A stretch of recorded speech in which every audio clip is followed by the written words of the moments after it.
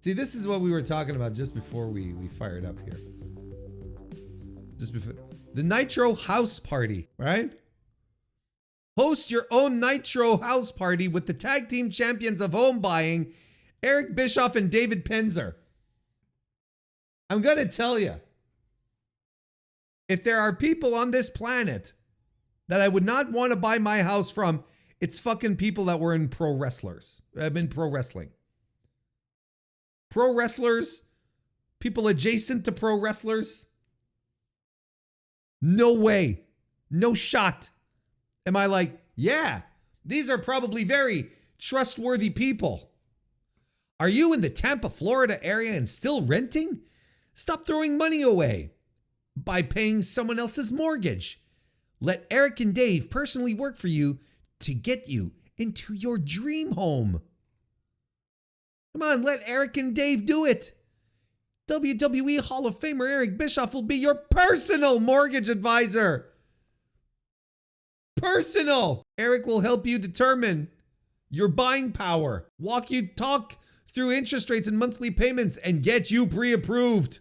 Once you're pre-approved, legendary announcer Dave Penzer will be your personal real estate agent, helping you find your dream home that's too sweet. Can you imagine? Can you imagine writing this copy unironically?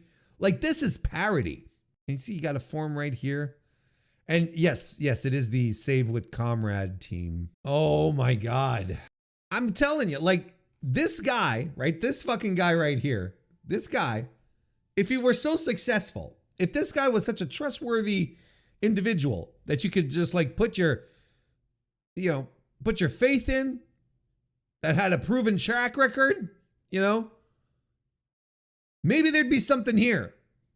But this guy wouldn't be selling mortgages at his age after a career in television if he was any kind of true business, genius. I don't know what it's like. What is it going to take for people who are still on the fence or who are unsure about Eric Bischoff?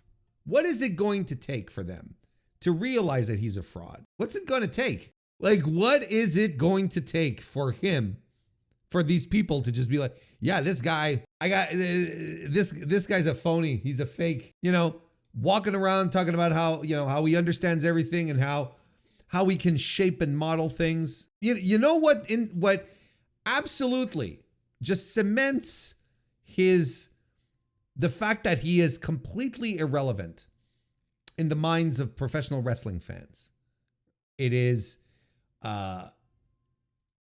this. It's him showing up on NXT 2 nights ago, and NXT doing its lowest rating, both in total viewership and demo, in more than a year.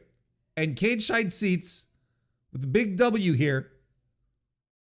Eric Bischoff shows up. NXT does its worst rating in more than a year. What a fucking headline.